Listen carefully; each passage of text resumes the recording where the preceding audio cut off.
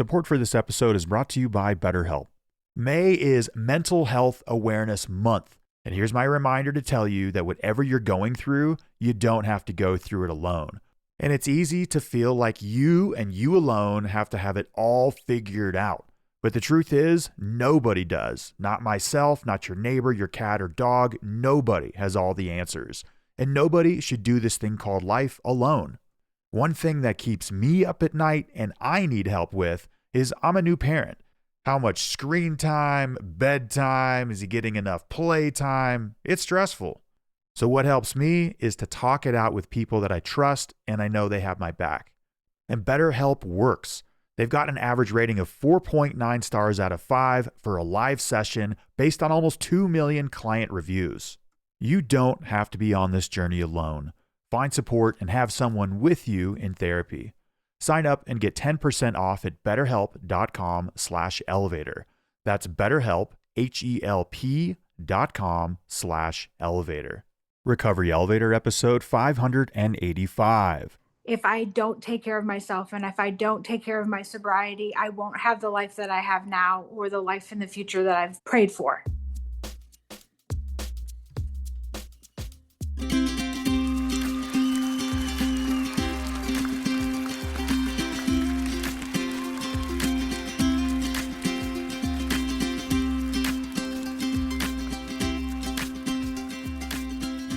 Welcome to the Recovery Elevator podcast. My name is Paul Churchill, and this is how we quit. On today's episode, we have Brittany. She's 44 years old from New Braunfels, Texas, and she took her last drink of alcohol on May 27th, 2025. Great job, Brittany. After the interview with Brittany, I'm going to share a story of how I got reported for showing up drunk to a ukulele jam session. Brittany, how are you? I'm good, Paul. How are you? I'm doing great. Thanks for asking. Let's get right into this. When was your last drink? May 27th of 2025. Yeah, right on. When this comes out, you're coming up on a year. How do you feel, Brittany? I feel amazing and just like so thankful for this journey. Yeah, and before we hit record, Brittany mentioned that, hey, look, if I didn't quit drinking, I probably wouldn't have lasted much longer. So I'm excited to share this story with the best audience on the internet and learn more about you myself, Brittany. Hey. But before we do so, give listeners a little background about yourself. This is where you're calling in from, your age. What does your family life look like? What do you do for work? And what do you like to do for fun? I am calling in from New Braunfels, Texas. I'm 44 years old. I am from Wisconsin, but my husband is Air Force pilot. Been married for 18 years, and we have 4 kids. We have 3 girls and then a boy. We have a 13-year-old daughter, an 11-year-old daughter, an 8-year-old daughter, and a 4-year-old little boy. And what do you like to do for fun? I really love going to sporting events. Like I said, I'm from Wisconsin. We have season Packer tickets. Hopefully that's not a trigger for anybody out there. Going on vacations with my family now. We just got back from Disney last week. That was awesome. So stuff like that, things with my family, but I am like kind of finding myself again. So to be continued on other things I like to do. Yeah, you're kind of finding yourself again. Me too. We all are. And that never ends. But especially that first year away from alcohol, it's like, wait, what do I like to do for fun again? Yeah. And filling the void of not drinking by just not drinking, that's not a sustainable plan in the long run. But when you said 4 kids, I asked the question, is like, oh, I don't think Brittany really has much time for herself or fun. Add a dog into the mix as well. What kind of dog do you have? A Vizsla. Have you heard of the Hungarian Vizsla? I have, but tell me more. Is it like a middle-sized dog breed? Yeah, he's like a mid-sized dog. He's a big for a Vizsla. He's like 60 pounds, but he's a sister breed to a Weimaraner. A lot of people know Weimaraners. He's extremely anxious and high energy, but like a Velcro dog. Yeah, well, Brittany, I'm going to turn it over to you with your story with alcohol. Let's do this. Okay. I had a really good childhood. I've thought about this a lot. My parents were very supportive. I had an older brother that's 2.5 years older than me. I just had a really great childhood in Wisconsin. And I took my first drink when I was probably 15. I think it was like Boone's Farm or something amazing like that. And ended up getting a drinking ticket. Yeah, I started off with a bang with that. Well, your first time drinking Boone's, you got a Yeah, ticket, like an underage drinking yeah, ticket? underage drinking Oh, ticket. gotcha. It was just at a, Starts tacking up fast. yeah, yeah, I should have known that, right? The funny thing about it, not funny, I don't know, for lack of a better term, but my dad, his dad was an alcoholic and died from alcohol. His mom drank a lot too. And so he chose, because of the experience growing up in a home like that, he chose then to not drink. And now looking back on everything, I am so thankful that he chose that and tried to stop the trend. And I kind of took that as, well, it's not going to get me. I always knew in the back of my mind, and he would say, he didn't want me to drink, but he didn't like harp on it too much. It's just, I know he just didn't like it. And so I kind of thought, well, I'm going to show him I can drink. It's not going to get me. And then maybe just knowing like, I'm just one of those people, like you tell me I can't do something, so I'm going to do it. So that was always like in the back of my mind. But when I started drinking in high school, it was not much at all. Like, if anything, I'd say my friends at the time would drink more. I was into sports and stuff. I couldn't be drinking. I liked the feeling I got from it, but I wasn't a problem at that time. So being from Wisconsin, I think you've mentioned on the podcast that we have like three of the drunkest counties in the United States in Wisconsin. So people binge drink. And I like at that point, I was proud of that I was from Wisconsin and we knew how to drink. So I felt like everybody around me drank like I drank. My friends, you know what I mean? We would go out to bars and, have after parties. And then like for Badger games, you start drinking at like 9 a.m. pregame. If you went up to a Packer game, I mean, that is like life in Wisconsin, sadly.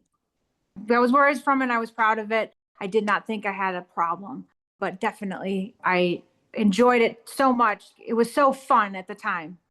And anytime you throw a game into the mix, like a beer pong, I am there. I am there for the beer pong. I'm there for any drinking game, anything. I'd celebrate for any reason and just really enjoyed it during that time. But obviously had a lot of, just you think back and you're like, how did I survive that night? How did my friends and I survive? Brittany, when did you start to realize that alcohol was an issue? Maybe during those college years, because I liked it so much and knowing that it ran in my family and I wasn't going to let it get me. It was kind of like maybe I realized that was a problem. But at the same time, I think I just set out to prove that I wasn't going to become an alcoholic and it wasn't going to ruin my life. And anybody I had to compare it to, they lost everything or they died from it, and I was like, I will never let that happen. So I don't know if that's the right time that I really realized that, but I knew I was fighting against it always. Okay. Always. What do you mean Yeah. by that? Knowing that it ran in my family and that it could take everything. It was like, I'm going to control this and I'll be able to always do it. And I loved the way it made me feel. But again, like people talk about, I did not have an off switch. And my husband would describe me as, Brittany has never met a drink she didn't like. Anything, again, like any reason, I was so excited about it. People talk about it being fun, and then it's fun with problems, and then it's a problem. In college, I was in the fun part. And that's when it led to when I met my husband. He went to college there and he went through ROTC there. And I met him working at a bar. And the first thing I did when I met him, I ordered a Corona with a lime and I did the whole, I flipped the lime. And he said, man, I love a girl that can do that. And then by the end of the night, at the time I was a massage therapist. I'm a little bit older than him. So I was done with school and I wrote my number on the back of my massage therapy card with eyeliners. Brittany, That when did your husband, after you got married, how long did it take before he said, wow, Brittany, there's not a drink that you don't like? probably before we were married. Okay. Before, I do love the story of how you guys met. I Yeah, like that. it's kind of cool. Like I don't regret everything. Okay. So you said it was fun, fun with problems, then just problems. Like when was Yeah. it fun and problems? when we got married. Because he's in the Air Force, we moved then the first time to San Antonio. So we're right outside of San Antonio now. It was kind of still like a college atmosphere because there was a lot of young people married. So you go out and drink and party and stuff on the weekends. And then we had met friends, like my best friend. I would love it. Like our husbands would hang out and we'd get to hang out and we'd drink. I think we met the first time like at a poker game with other military spouses, and she was drinking a lot of beer and I'm like, okay, we're going to get along. And but then the biggest thing when I'd say that it's a problem is I would start to like, if we went out, because I knew my husband didn't like it. I mean, we would go and drink. It's like he'd be fine with me for like one or two, but he knew I couldn't stop. So then I would just try to sneak in a drink here or there so that he wouldn't know how much I was drinking, but I could have enough. Brittany, let me jump in and ask the question. Sure. You'd say you would drink and he wouldn't know. Like you would have more. And was Right. there a voice being like, okay, wait a second, I'm drinking drinks, I'm hiding it Hmm. so these people don't see it, my husband? Was there Right. a voice that's saying, yo, Brittany, this is not the right way to go? No, I looked at it as a control thing. He just wanted to control my drinking. Obviously, I know now looking back, I probably wasn't super fun to be around and he had to take care of me and he worried about me. He worried because there'd be times when if we weren't together, I'd go out with my friends or he would be gone for training or something. He would worry that I would probably drink too much and get myself in a bad situation. Brittany, you quit, I think at age 43, right around there. When was it like, oh shit, we got to quit? And did you start cutting back? Did you try Yeah, to moderate? Was it your husband saying, you really like your drinks and you right. can't stop when you start? When did the Yeah. external pressure start showing up also? It kind of continued that push and pull of me trying to drink and be out and him not to get mad at me. But we started having kids. And then our second daughter in 2014, she was born with Williams syndrome. And that's a rare genetic neurodevelopmental disorder. It's a spontaneous deletion on the seventh chromosome. She has intellectual disabilities, but she's also highly social and super friendly. But when that happened, that's when I realized I started using it as medication. I didn't know how to raise a daughter with special needs, and it scared the crap out of me. Then at the same time, during all of this, we're moving a lot. We've moved now in total 12 times. At that time, it was like our fourth or fifth move, and my husband was getting ready for a deployment. And so I really started using, I know then I used it as medication, but I wasn't like having it in the house and hiding it yet.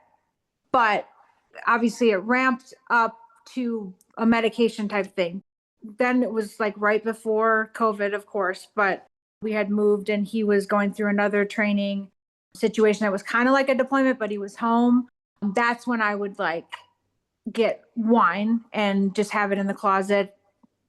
Listeners, I want to highlight something that Brittany mentioned. Everybody's story is different, but at the same time, they're strikingly familiar and almost all the same. Meaning, when a life stressor happens and a child with a disability, my gosh, I have a kid, I can only imagine how hard that would have been to go through.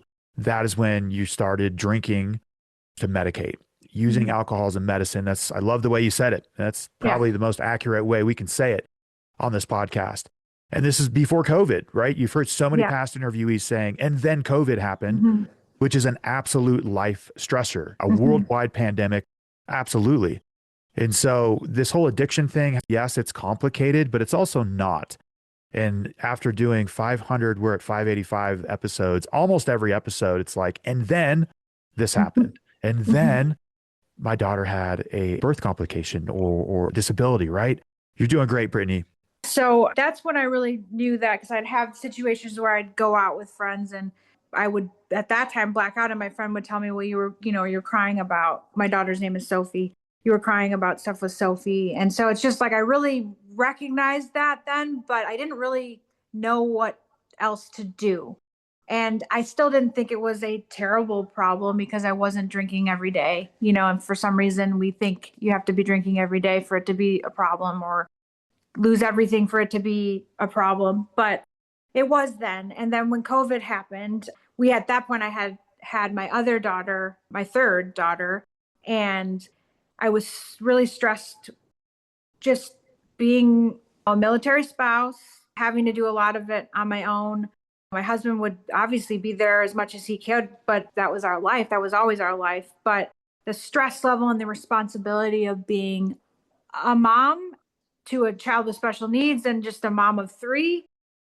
I'm away from my family they're all in Wisconsin and friends that I grew up with and everything. You're pretty isolated in that respect. So then COVID happened, which was kind of nice because Seth then was home more. But then it was like, why not drink more? And we would drink together, and it wasn't like I was always hiding it, but that definitely gave me more permission. Like this could be fun instead of it being like a horrible time. Brittany, I want to highlight something there. Maybe before we hit record or in the interview, you've said you moved over a dozen times, 12 Yeah. times, 7 times, whatnot. Yeah. That's a lack of community, regardless. You got friends Mm-hmm. in other states or you're keeping in touch, but your community, you're picking up and going, it's a lack of community. Yeah. This whole addiction thing is so complicated, but it's also not at all. If there's Yeah. one word to describe addiction, it's disconnection. It's a lack of community. We moved a couple times in between COVID and we ended up in Louisiana. We were there in total 3 years.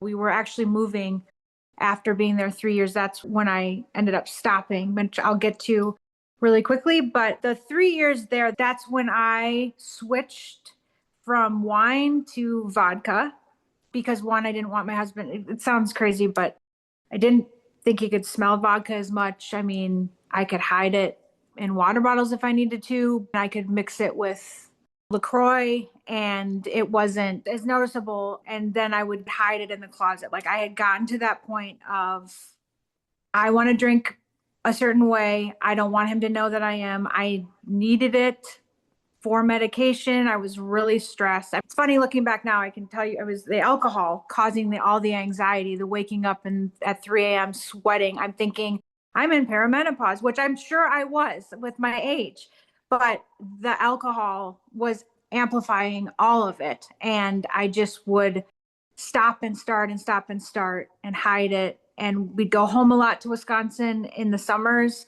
And I would think that's the time that I will stop because I'm home and I have help. My mom is there and I would have help, but I never did. It just got worse. And so that last year, 2024 leading into 2025 is when, it got really bad, but it's kind of funny when I look back.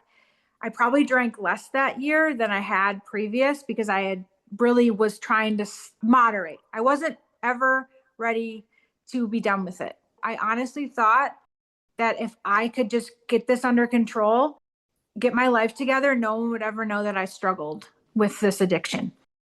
But it worked until it didn't work. And then I was just chasing that, trying to feel good. And it just took everything from me. Brittany, we've heard that line remixed so many times on this podcast. It worked until it didn't work. When did it not work? And when were all your efforts like, hey, this has got to go? April of last year, my husband had to move here to where we are to start working. And I wanted to stay so the kids could finish school in May. And so I actually had started a diet on purpose because I thought that will keep me from drinking. And I knew Seth wasn't going to be there. So I didn't want to just be this drunk single parent and I can't take care of the kids. So I could stop for that for a little bit. But my mom came down to help.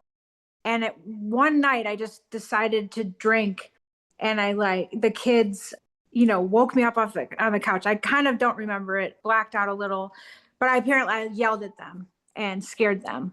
And so then the next day my mom was like, what's going on? Cause I was just like, I don't know. I just was really tired. So I just was honest with my mom and I was like, I drank and, I just have been really stressed. And she knows I've been stressed out for years. She didn't know that it was because the drinking was making it worse, but she knew I had a lot on my plate. And so she was great. And my mom has always been extremely supportive. But that led her to kind of talk to my brother about it. And my brother was kind of concerned. He talked to me, he called and talked to Seth. So they kind of talked about it, but I had convinced everybody I'm fine. I'm not drinking. And I just, I was just really stressed out. I was overwhelmed. We're coming up on a move. So I thought I pushed it off on that. So then the end of May, after the kids were done with school, our house was not ready here yet to move into. So we went back to stay with my parents. in Wisconsin in Madison. And the night before I was trying to get everybody packed and I just had started drinking. Everybody, like my husband and especially my oldest, they were like, she's acting weird, but I just kept lying and lying. And I like passed out in the car and we got back to Wisconsin and then like went up to see his family in Green Bay and I continued to drink there and everyone thought I was acting weird and I just lied about what it was. I honestly lied until I couldn't lie anymore. But the moment then that happened was my husband was driving us back to Madison. We had visited his family. He just said, I'm about to leave and really, I'm just worried about you. What is going on? And I just remember like I wanted to tell him so bad, but I was so afraid that he wouldn't then go and like he had a lot of responsibility with his job. I just didn't want to pull him away from that, but I knew I needed help. I didn't know how to ask for it. And I really didn't want to admit it to him or myself. And again, I thought, I'm going to get this under control. I'm quitting this summer. This is great. We're moving. I'm quitting. No more hiding. They won't know that I had a problem. So then he goes to the airport. I drop him off. I'm back the next day. This is like Memorial Day weekend at the time. So the 27th, I'm helping my dad build the trampoline for my kids because we were going to be there for a couple months. And I'm like running back down to my room. I had vodka stashed. So I was like going down there, taking swigs, going back up, helping him. Like I drank so much that by the time it was time for dinner, apparently I passed out at the dinner table. My youngest kids had been put to bed, so they didn't see. My parents had to kind of help me go down the stairs and put me to bed. My oldest did see, which sucks. But then my mom called Seth and was just like, something is wrong. And again, she's saying that she's not drinking, so they're all believing me or sort of. And he just said, you need to take her to the doctor. And my mom's like, I mean, we put her to bed. And Seth just said, well, if you don't take her now and this happens again, then you have to take her then. Because like, does she have a tumor? Is she having a stroke? Like, what is going on? And so my mom then just decided, she got me up, got me to the car. I'm fighting this. Like, again, like this was like, it's like an exorcism, it's like they pour the holy water on, like the demon or the person that's possessed and they're just fighting it. And apparently I was just screaming and kicking and crying. And like my mom said, I was trying to get out of the car on the way to the emergency room. And she just kept going and got me there. We're in the emergency room and I'm calling my brother saying, I don't want to be here. Help me. I'm calling Seth saying the same thing. They're like, you need to be there. We got to know what's wrong with you. I am lying still. I can't just tell them. So I get into the hospital room and the nurse comes in and was talking to me and then asked my mom to leave. And then she said, do you want to tell me what's really going on? Because obviously they knew. And I just said, I've been drinking, but I just, I didn't think I drank that much. I don't know. I just lied. I was lying, but I was honest at the same time. She left and my mom came back in and I'm just laying there. They like gave me an IV. The doctor comes in and again, this is a moment I'll never forget. But he asked my mom to leave again. And he just said, the nurse told me that you've been drinking. And he just said, it's like 2:30 in the morning. Is that your mom out there? And I said, yeah. And he said, it's pretty safe to say that she loves you. So if you want to tell her, you can. And I know that she brought you here for a reason. She loves you. And then he just said, you're not alone. That was the biggest thing. You are not alone. There's a lot of people that struggle with this. And he gave me a packet of resources, but I'll never forget just that moment where he just looked at me and just said, you're not alone. And then my mom came back in and I told her. And I don't really remember the ride home. I got home and then I saw my daughter, my 13-year-old. She just had this look of kind of betrayal. She's like, you said you never do that again. Because there were instances where I would do stuff and she's like, I just don't like it when you drink, you're different. And so that killed me. And I just said, I'm sorry, and then I don't really remember. I like passed out. So I woke up the next morning to a text from my husband's best friend who 10 years prior had a DUI and had to go to AA if he wanted to stay in the military. It was like, you either do this or you're out. And he was always somebody in the back. I mean, I just respected him so much, but I saw him change his life, completely change his life. And I would talk to my husband about it. I'm like, does he ever talk about missing drinking? Or, I kind of ask questions about it. And my husband would say, no, I mean, he's done with it. And he's a better person for it. It was kind of always that. He's married too and has kids, but they would always kind of be where we were at some of the places we lived. And he was there in Louisiana. And I remember that last year. And I told him this later, that there was a time where I was like, I should call him and tell him I'm struggling. But I knew if I did, I couldn't take it back. So I didn't. But I did have that thought. So anyway, I had woke up to a text from him. So I called my husband and I was like, did you tell him? And I wasn't upset. I just said, I got a text. And he said, yes. But the only reason I did was since my husband's a instructor pilot. He said I had to ask him if he thought I should be taken off of flying status because he hadn't slept. I mean, he's just got back and, had all this happen. And so he had to ask him if he should be taken off of flying status. That's when it hit me where it was like, my problem is not just me hiding in a closet. Brittany, was this May 27th?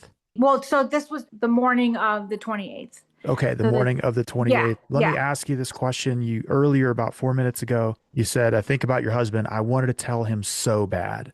And it sounds like it's out for the most part. Yeah. Somebody's reaching out to you. Your mom was there, your child when you came home. How did it feel when it was out?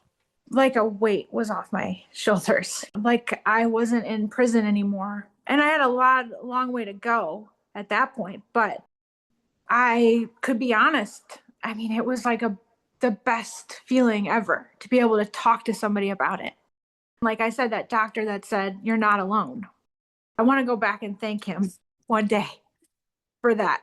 Anyways, so then I did call my husband's friend and he picked up and he just goes, I laugh about it now. How are you feeling? And I was like in a tone of he knew exactly what was going down and kind of totally waiting for it. Yeah. Yes. Yeah. He goes, how are you feeling? And I was like, I'm fine. But I'm hiding under the covers, just in so much shame. And so then he's like, I have no idea what that feels like, and kind of gave me some examples of his moments that he had prior. He said to me, he goes, are you okay? And I said, yes. And he goes, are you done? And I said, yes, I'm done. And he goes, okay, you need to get to an AA meeting today. And if you can get to two, get to two. When you said, I'm done, how did that feel? Because I bet you've said I'm done before in the past, but was there something different with that I'm done? Yeah, it's like you talk about burning the ships. And I knew with him that he knew because he had been there and I saw him change his life. I said it to him and it was like this, it was a weight off my shoulders. And I didn't feel like, oh no, I don't know if I want to be done. It wasn't like that. I didn't even think about it. I'm done. And it was the best feeling to finally say that, but then to also be talking to somebody who just got it. That, he just said, you need to do these things. And I remember being really intimidated by it because I'm like, how am I going to do that? I've got to go to an AA meeting. What are you talking about? But I didn't question it more than that. He told me how to find a meeting and I found a meeting. It was the last one of the day at the place that was right near my parents' house. I drove by it growing up. I had no clue that it was what it was. I don't think I had showered for 3 days. I had lost myself so much to my addiction. I just didn't even care. I couldn't even look at myself in the mirror at the end. And so I got myself to shower and I told my mom I'm going to go. And I don't really even remember much of that day, but I remember walking in those doors and I found a chair and I just sat down. And the other thing that my husband's friend had told me was you need to get a sponsor, do the steps, get a big book. They're going to give you one there. And I was like, what the heck is a big book? What are you talking about? But again, I saw him change his life. I'm not going to question it. I'm going to do what he's telling me to do. I believe him because he said to me, your life is going to get better. You're going to love getting up in the morning. It's going to be hard at first. And he kind of explained, he goes, I don't know how much you were drinking. I don't know if you're going to have withdrawal stuff, but it can be scary. I don't want to scare you, but if you need to, if it gets really bad, you can go back to the hospital. They will help you. But just so you know, that stuff is going to happen at first. It's not going to be fun at first. Brittany, what was it like at that first meeting? Did you have to say, "Hey, my name is Brittany and I'm an alcoholic. Yeah. I'm on day one." What was that like? Yeah. How'd that feel? Again, like another weight off of my chest. And again, it was like, so he kind of gave me the idea of like what it would be like. And I had like $1 so I could, he's like, people will think you know what you're doing if you have $1. So anyway, I got there and I'm crying. So they kind of all, everybody was looking at me. But then they said in the beginning of the meeting, is this anybody's first meeting? So I rose my hand. I don't know if I said, I'm Brittany, I'm an alcoholic yet, or if I said that later, but I just introduced myself and I told them I was in the emergency room last night and kind of told them a little bit about my husband's best friend and telling me to go to the meeting. So yeah, saying that was amazing. I want to highlight something here. When we tell somebody, the opposite happens. We think the world is ending, but twice you said burning the ships. I was going to say it anyways. When your family and your husband found out, you felt lighter. And then you go to an AA meeting and you're like, "Hey, first AA meeting," and you felt lighter. So listeners, there's a voice inside your head that's saying life is ending. It's over when you make these declarations out in public to other people, but the opposite happens. And there was a part that Brittany said earlier that I wanted to tell somebody so bad. I wanted to tell my husband so bad. And so that's what happens when it comes out. It's the right move.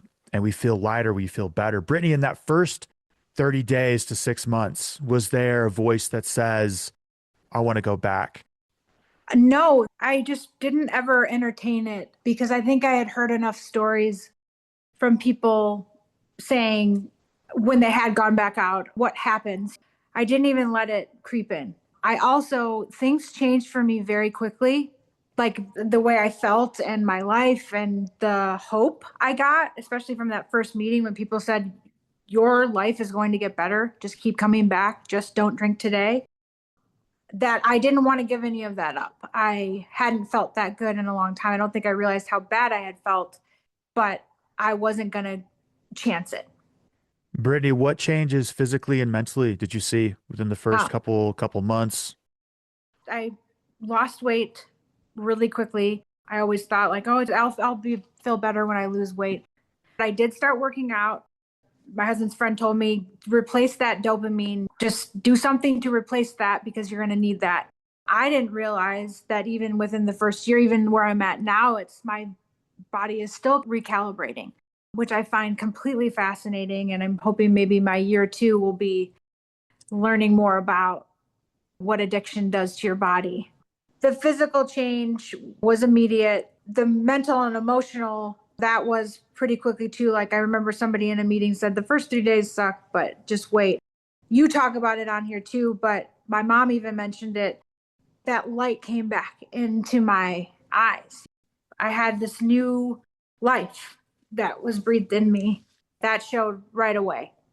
The light comes back to your eyes. Yep, we've heard that many times on this podcast. That's like your soul saying, "Hey, I'm here. I'm not being poisoned.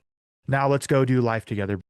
Brittany, I know we have a lot of parents on the call and you 4 kids with drinking. My gosh, what's the difference? Like, how is parenting without alcohol? It was pretty much like crazy at first because you kind of take away your numbing that. So it's hard. It's still just as hard, but I enjoy it so much more. And I have learned that it's okay if I still get irritated or I lose my temper. I've realized that's supposed to kind of even out too, and that I'm not doing something wrong if I'm feeling irritable. I've just been told how to kind of deal with that. It's still tough, but I enjoy it. And I tell myself now I get to do this rather than the crippling anxiety I'd have for a parenting situation. It's weird how in the Western world we feel like we're doing something wrong if we feel a certain emotion like anger or irritability. But hey, without alcohol, you're going to feel them all, and there's infinite Yeah. emotions. Like, how are you feeling your emotions and processing your emotions without your medicine? Mm-hmm. And that was a great way you said it earlier. And the medicine that really wasn't working in the first place, the medicine was what was causing the problems. How is life without alcohol, and how loud are emotions? Well, at first they are like screaming. It's like you take the blinders off, and all of a sudden, like, I mean, I had mentioned to you before, I cried For definitely the first 90 days. Anytime I went to a meeting, and I did try to do the 90 and 90, but I ended up doing like 60, like I had 90 meetings for sure by 60 days. I went to 2 a day. I just like jumped into that, and that was my life. And I was lucky that I was back in Wisconsin where my mom could take care of the kids so that I could go. Because if I hadn't had that, I don't know how I would have done it. And that was another thing that my husband's friend told me too. He said, "You've been taking care of people your whole life. It is time to be selfish. It is time to take care of yourself." And now I realize that as if I don't take care of myself and if I don't take care of my sobriety, I won't have the life that I have now or the life in the future that I've prayed for. Life is complicated, but wow, when you phrase it like that, it simplifies so much. If I don't take care of myself, everything else falls apart. And when I first heard in sobriety that sobriety has to be the number one priority in my life, the most important, I was like, you serious? Yeah. My family, friends, my skateboard, third eye blind. But it makes total sense, right? None of that is even a possibility. None of it is feasible without sobriety. I got one more question before we hit the rapid fire round. With all the bouncing around of community, being in the military family, thank you guys for your sacrifices. That's another one. It's really hard. You're always moving around the country and world. How are you building community now? And do you have an alcohol-free community in your life? Yes. So AA, I've mentioned, AA saved my life, and it was the connection. And I could not believe how welcomed I felt in that community. They just wrapped their arms around me and lifted me up. And when I moved then down here, my AA family there in Wisconsin told me, you need to find one right away when you get there. And so I did. And now that's where I'm at and I've been at. And they just picked me right up. And I feel so much more purpose now. They get you. Like there's something about other addicts. There is a glue that just holds you together. When you've been so desperate and so humbled, I don't know, there's something special there. I definitely found my higher power there. That has been major in my recovery. When you are so humbled by such intense pain points, everything external kind of goes out the window. This is like what color somebody else is, what their age is, what their profession. Like you can have a crack addict and, lawyer at his top of his game sitting next to each other at a 12-step meeting, and they're both on equal footing. They love each other equally. They see the light in each other's eyes. And I say a crack addict, but maybe somebody's recovering from crack, a recovering crack addict, a recovering alcoholic, recovering whatever addict. Addiction might be the answer. It's like the equalizer. It brings us back to the self, to the core being where we know like, hey, we're all just doing this human life together. There is no hierarchy. We're all equal. We're all one. We're all connected. Brittany, we have reached the rapid fire round. If you can answer these questions in 5 seconds, that would be great. Are you ready? I'm ready. All right. What's the one thing you've learned about yourself on this journey? That I'm enough. What's been your best sober moment in this last year? I've had several. Going to Disney with my family was amazing. And then one other was when I saw my husband's friend again. It was on my 9-month anniversary. I got to hug him and thank him for saving my life. What is the point of life? I wrote this down. I've heard this quote somewhere, but find something you die for and live for it. And I really feel like for me, that's my husband and my kids, but also besides that, having connection and service to others, helping others. What's your favorite alcohol-free drink? Diet Dr. Pepper. Nice. What has a life without alcohol made possible for you? Everything. I can find joy in the smallest things. I can look at my kids now and not be ashamed that for a long time I numbed myself to get through my day. Now I can just enjoy my kids and my family. It's what I've always wanted. And what parting piece of guidance can you give to somebody who wants to join the club?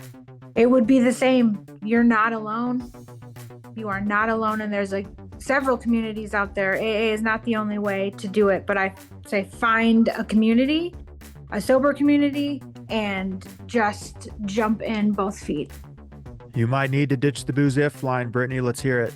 Okay, you might need to ditch the booze if you're replacing your husband's whiskey with Diet Coke until you can get to the liquor store to buy another one to replace it with, so he doesn't know you were drinking. A lot of nodding heads out there. Yeah, I don't think I've ever done whiskey and Diet Coke, but yep, Yeah. definitely have done it. Definitely have done it. Sorry, Mom. Yeah. Your Kettle One or Grey Goose vodka was a little watered down, very watered down. Right. Yeah. Brittany, that was awesome. That just flew by. Thank you so Yeah. much for sharing. And guys, before we hit record, she just says, "Hey, I just hope this can help just one person." And that's why. That's why this podcast has gone on for 585 episodes. Is, Brittany's not promoting a blog. She's not promoting a book. She's like, I just want to help one person. Mm-hmm. And I know you did. Thank you so much, Brittany. Yeah, you're my hero. So good, great stuff. Good job. Thank you. On the third Monday of the month, there's a group of us locally that plays ukulele at a rest home. And I got reported a couple weeks ago on suspicions of showing up drunk. Yeah, this is kind of a good one. So most of the songs are oldies. We're talking from like the 40s, 50s, and 60s. Sure, there are some classics like Country Roads, but most of the songs, I don't know. I've never heard them. And I remember looking at the song sheets saying to myself, I could either sit this one out or, shit, let's give this a go. So for most of those songs, I was strumming chords at the wrong places with the wrong timing, and the lyrics, my goodness, I was singing out of key, out of tune. I was singing when there was supposed to be silence. So yeah, I got reported by the people sitting next to me that I was drunk because I couldn't play the songs. So thankfully, it was more of an issue of me not knowing the tunes and not an issue of me being intoxicated. But how this got back to me is neat, and this shows the power of accountability. Because what if I did show up drunk? So the head ukulele guy is the father-in-law of a wonderful sober friend of mine named Dusty. He's been on this podcast twice. I think it's 204 and 300. So Dusty asked me out to coffee, and after we covered some small talk, he goes, "Hey man, I need to ask you something." And humans are smart. We know something is coming. And when he said this, my stomach tensed up and I embraced for the impact. He said, "Hey man, my father-in-law told me that you showed up drunk to the ukulele concert at the rest home last week, and I wanted to make sure you're okay." For me, there was a huge sigh of relief knowing, no, I did not drink. I haven't drank in over a decade. And we ended up having a damn good laugh because imagine me singing and playing so poorly that people think I showed up shit-faced. It's kind of funny. But I want to thank my buddy Dusty who asked me about this. I imagine when he first heard of this from his father-in-law, he was probably like, oh crap, I have to talk to Paul about this. And again, what if I had been drinking? The accountability that I've put in place over the past decade created an intervention of sorts for me on that morning coffee date with Dusty. And listeners, update on Dusty. He's been sober for over 10 years, and him and his family, they're doing great. Listeners, don't forget the drunkest county in America also has the best sober summer camp in America. Join us in Bozeman, Montana this August 12th to the 16th for an awesome time. There's a link in the show notes. Thank you, Robin. I want to thank our production team for our episode today. We have our editor, Natasha. We have Robin on the show notes and Chris on the decks, putting it all together. Wiki. I also want to thank our sponsors. Recovery Elevator. It all starts from the inside out. I love you guys.